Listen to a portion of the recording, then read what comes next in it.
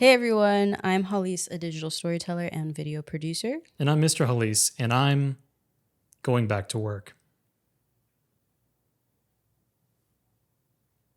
Roll the music.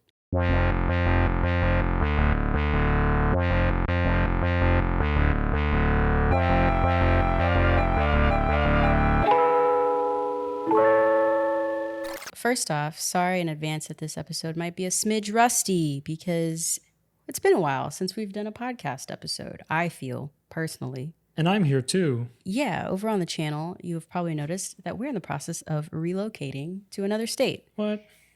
Yeah. Which state? Go watch it and find out. We're relocating to Georgia, specifically Atlanta. And with this big life event, there are shifts and changes that we are also making. This episode is essentially about Mr. Hallease returning to the traditional workforce, because it's not like you haven't been working this whole time. You've been working. We're looking at other financial impacts that have led us to push me back into that thing that begins with the letter N. Yeah. For those of y'all who don't know, it's nursing. So Noodles. How did we get to this moment? It all began with tax season. A little institution known as the IRS came a knocking on the Stumblewell door and was like, hey, pay your fair share, homie. And me being the CEO owner of said company was like, okay, fine. Which, to be fair, paying taxes doesn't bother me. It goes towards things or whatever. So like, we got to do it. My struggle was that it was a lot. Well, the tax man came to the door and said, congratulations, you had a great year in 2022. Did you know that? Right. And you said, wow, I didn't know it was that great. Right. Wow, what a time to celebrate. Yeah. The tax man just looks at you deadpan, a little glimmer in its eye, perhaps a stream of blood coming down from a corner of its mouth. And it said, you must pay. You must pay your pound of flesh. Yes. And so we looked at each other and said, guess Chris is going back to nursing. It was a very epic email that I got from the CPA for the company. And he was like, wow, you had a really great year. Here's what it's looking like your tax burden is going to be, even though I paid quarterly taxes last year for all the businessy, creative entrepreneurial people. We all know about quarterly taxes. And I paid those based off of what I had made in 2021, which was not as much as I made in 2022. 2021's taxes are not 2022 taxes. They are not. That's not the saying. They're not the same, in case y'all were wondering. So... Cue the cartoon eyeballs going, wow, wow. Right? Yeah. I was like, I'm sorry, say what, sir? Say what? Basically, it was a 5-figure number that was like... And not a low 5-figure number. It was like a mid 5-figure number. Right? I was going to go like, it's new car territory. It is. Yeah, no, that's about right. It was new car territory in the amount of taxes that I apparently owed the IRS. Beep, beep, beep, beep, beep, beep, beep. Hey everyone, thank you so much for listening / watching this episode of the Stumblewell podcast. Some quick announcements. If you're new here, watching us specifically on YouTube, please like, share, subscribe, all of the things, because that really helps us out algorithmically. Also engage in the comments below. That also helps with the algorithms that be. On the flip side though, if you're listening to us wherever you get your podcast, feel free to rate us there. 5 stars is preferred, but we love constructive criticism. So, do what you gotta do, it's fine. And then if you want to take things a step further, if you want to support the podcast, check out the Patreon, patreon.com/Hallease. There you get early access to these podcast episodes, as well as exclusive content, merch, and more. Wow. So much stuff. Amazing. And with that, back to the episode. And so that got me thinking, wow, what an amazing time to do a podcast episode about taxes. I think for me, it doesn't bother me to pay taxes, because to me, it's like, okay, you're an American citizen. This is what it means to be an American citizen, to contribute to the government and to the running of like the betterment of all of us overall, which I am down to do. That's not the problem. I think for me, the part that's hard that I struggle with is when you have people making like billions of dollars and paying less taxes than I pay. Right. As a small business owner, as a small female, I'm gonna look all the things that my company qualifies for because I've put it in for Texas. Small business, Black-owned business, female-run business, like all these things. And yet there are like people out there who pay less taxes than me, but make significantly more money than me. And I think that's the thing that kind of like frustrates me about the American tax system overall. The tax system is so convoluted that I feel personally like I don't feel comfortable filing my own taxes. That's why I pay a CPA to do it, because I just feel like there are so many loopholes and there's so many things and all of that you have to like maneuver and play this game. So I don't know. I'm interested to see what the Biden administration is trying to do with the new tax breakdowns. Allegedly, it's supposed to be helping with like people who make over $1 million a year. Pay what you're supposed to pay, please, like the rest of us. Basically, if you make less than $400,000 a year, which is still quite a lot of money, your taxes probably won't change. If anything, it'll probably be all right for you. But yeah, as soon as you hit 400,001, things are going to shift. Because I mean, you know what I'm saying? I want Social Security when I get older. I'm not betting on it, but I would like some. It ain't happening, but you know. Yeah. We buy insurance on the healthcare marketplace, and that benefits from taxes. That does benefit from taxes, but like Republicans slashed so much of the Affordable Care Act. Curious to see what will happen with this new tax plan, but you know. Well, it's the proposed Biden plan. It's facing stiff Republican opposition. Yeah. But it is meant to put it simply, tax the rich. Yeah, it's also meant to decrease the deficit. You and we both have aging parents as well. I'm very aware of the fact that as they continue to get older, they're going to want to justifiably use these systems in place that they've been paying into for their entire work life experience. And almost everybody uses it. Right. Almost everybody at the age of 65, barring the age of application goes up. Yeah, everybody signs up for it. Everybody needs, either Medicaid Part A or Part B. You really should be doing Part D as well for prescription drugs, but everybody that comes of age, that's what you should be doing. And if you don't, just a note to some of you that may be nearing that, it increases in price. So they will charge you more every month beyond your 65th birthday to sign up for Medicare. Oh, really? I didn't know that. Yeah. It becomes exponentially more expensive the longer you wait. Wow, interesting. But actually, to your point, that actually does make sense though, because they want you to use it, right, to start taking care of yourself at the age. Right.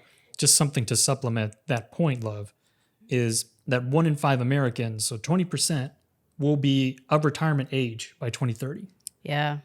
And so if we do not do something to help you when you hit that age and you're on a fixed income and you're hoping to not continue working until you're 95 years old and the flesh on your bones is starting to peel off. Some of these programs already exist, but we need to have enough money to fund them. Yeah.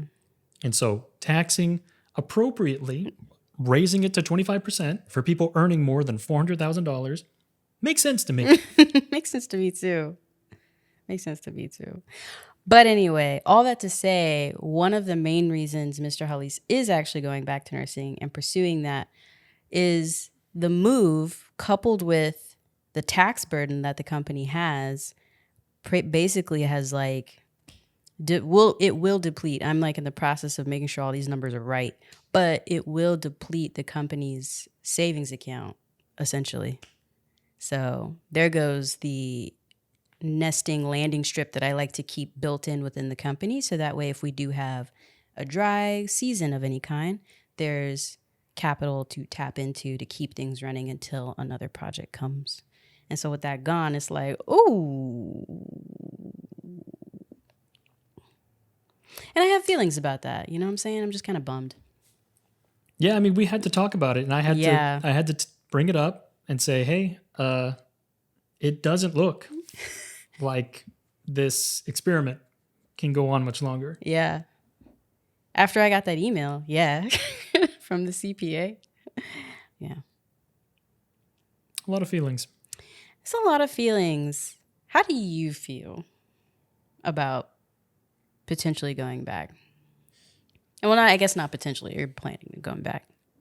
I initially felt calm and zen You and did. acceptance. Yeah.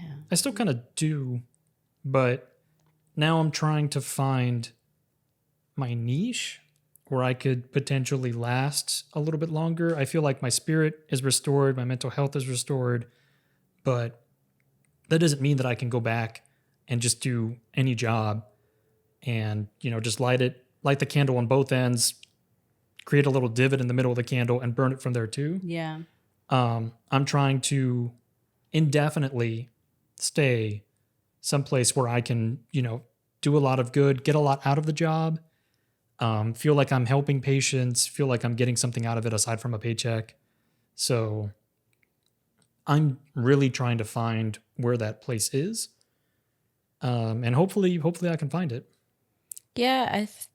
Just in the searches you've done so far and the things that have kind of popped up for you, what I found fascinating was we talked about it and I had to like get over myself because I am kind of feeling a bit of like a mourning or a sadness because the company did do so well last year and continues to do well and thrive. I don't think I'm not trying to like jinx myself, but I don't think the company will have the year it had last year. It's just crazy. There's just a lot of stuff going on.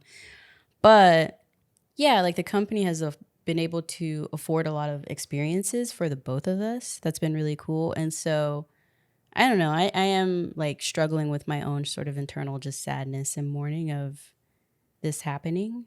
Just because I felt like it was really nice to see you focus on work that you were really passionate about. Yeah. And you remain very passionate about. I remember it was the other day you told me how many stories you've actually written. And it was like 40 something. How many stories were you? I've started, I think like 58, 59 now. Yeah. Almost 60 as of last night. Okay. So in your tenure of doing this sort of like repositioning sabbatical, if you will, you've written over 60 short stories, or at least started over 60 short stories. Mm-hmm. You're like almost halfway through. No, you're halfway through a novel at this point. More or less. Like, it's just like, that's really cool. You know what I'm saying? So I think for me, it's been kind of a bummer to realize, like, not that the excitement for you will leave, but just that you have something now that's just going to have to not prioritize all of your time, but take a good chunk of your time away from what you really value. And I feel like because you weren't working full time, doing this other stuff, you had the focus and the drive. Like, I feel like you cut down a lot of creative time that people need to get where you've gotten in like less time. Does that make sense? Yeah, but on the other hand, I feel like there is still that quote unquote creative mindset where it's like, oh, do I have inspiration? Am I getting something done? I'm not feeling it today. I'll do other things. Or Okay. like I was still working through doing what a writer should do, which is I'm sitting down and I'm writing.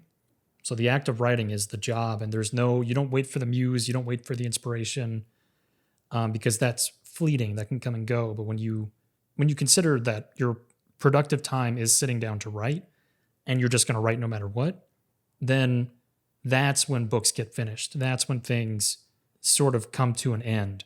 And I feel like I wasn't quite getting there with this period of time. And so I'm hopeful that with nursing, any spare time that I have, it's going to be, focused and with pressure and time and all these constraints that I'm going to have for myself. And I'm going to want to just get things done.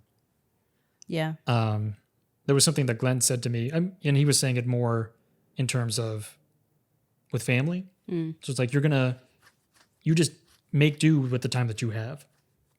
And so if you have to wake up at 5 a.m. to get something out, or, you're up late trying to get something, then that is a time, and you make damn sure that you're making good use of it. Yeah. So I'm just trying to be somewhat positive and somewhat, hopeful about, well, going to get the paycheck, going to be able to sustain ourselves. Hopefully I can get something out of nursing. maybe rekindle that fire, that passion. But at the same time, writing is what I want to do. Hopefully by having my productive hours during the week taken up, I can really flourish on the weekends or, during off time. I mean, I hope that for you too. And to your point, I do remember having moments of high focus when the channel wasn't like the main way that I was bringing in things or whatever. And I still had my agency job and all of that. And that hunger I would have to I'm so excited to put a video out, or I'd stay up late to put videos out and all of that because I just really wanted to do that. I mean, that's fair. That's a thing too. I don't know, but I also am of the mindset, just because life really be lifing and be hard, of if it ain't got to be hard, then don't make it hard, And I think that's something that, just for me, I value. Whenever there's an opportunity for life to be soft, I'm going to lean towards soft. Yeah, I mean, my ideal now, I've had a taste of my ideal. Right, yeah. Which is the last 2 years. And so I'd like to get back to it. Whatever needs to happen in the meantime is going to happen by necessity or otherwise. But I know what my ideal is, and I want to get back to it. Cool. So how do I get there? Yeah. And we'll see. It's only been a week that you've been looking for work in earnest, I would say, in Atlanta. Things like the hospital systems in Atlanta and all that kind of stuff. One thing that was very fascinating, though, was how quickly I think you just dusted off your resume and started submitting it to things. And people were like, hey, let's set up that call, It slowed down a little bit. Did it slow down a little bit? Well, I haven't heard. I'm under consideration for, I think, 6 jobs, but I've only heard from 1. Okay, yeah. So I didn't want to tell you this, but I was actually a little bit concerned. Oh, really? That I needed to start really throwing stuff out there, but okay. I'm trying to let this develop because I only have 1 interview lined up. That's interesting that you're feeling nervous. I mean, you've only been applying in earnest to things for a week. It's just been a week. I think it takes the average person, I don't know the data behind this, but I want to say it takes the average person at least 3 months to find a new job. 6. Oh. It's taken me 6 in the past. That's why I wanted to start early. Ah, okay. Because I didn't know how long it would take. Okay. But yeah. Eek. Well, because you're trying to find an ideal. And if you keep looking for the ideal, maybe the ideal comes, or you find yourself second guessing, was one of the ones that I passed up the ideal? Yeah. And then you end up compromising at the end. Yeah. So I don't know. Struggle. All that to say, a lot of things are changing this year. This year is it's just a lot of stuff going on, Moving, mourning the end of an era, if you will, but then also being grateful for everything that was accomplished in it. Something I will say I noticed was that, and I was telling you this last night when I was redoing my bullet journal stuff on my iPad, I was just instead of I'm having to go back and remind myself of what I'm accomplishing each month, because I personally feel at least right now, I'm so deep in the weeds of everything, the move, you going back to work, what that also means for the company, because you were helping the company with a lot of stuff. Right. So that's gone now. Camera B, assistant editing. Yeah, you were camera B for the company. You were assistant editing for the company. This podcast with the company, running your own podcast through the company. Like I said, you were doing stuff. And so I'm also grappling with and I think I told you this the other day, man, did I actually, because you had mentioned part of you taking the break and taking the sabbatical. Let's call it a sabbatical, I guess. I remember I was telling you the other day when it was really dawning on me, oh man, yeah, this year is gonna change a lot of things for me in ways that I didn't necessarily want things to change. Was that now I'm reflecting on the time that you helped the company and worked with the company, and I'm like, dang, did I actually utilize you to the best of your ability through this time? Probably not. And that's frustrating as well in its own way. Just but it's also the struggle of business ownership, of having to learn to release the reins and let things go and have people grow into positions and stuff, Yeah. I mean, Do you know how to utilize somebody when the time is right? Or when the situation calls for it? Yeah. All that to say, big things happening for both of us this year. And yeah, we'll see how it goes. Obviously, we'll keep y'all in the loop because we overshare. That's why. That's like all I can say about that. We'll keep y'all in the loop because we overshare. Do you have any call to action type questions? I feel like there was a lot of talk about people's mindfulness and relationships with their jobs changing throughout the pandemic. Ooh. And a lot of people were either quiet quitting or quitting altogether or trying to just find either a different career or some place where they felt like they were a better fit or more appreciated. I'd be interested in reading some of that. So have any of you done that? Have you found that it's better, the same, and I won't say worse because, I mean, you wouldn't still be there. Yeah, you want to see like if anyone has gone through their own transformation in the last year or two and how's that working out? Like, did people quit, get a new thing?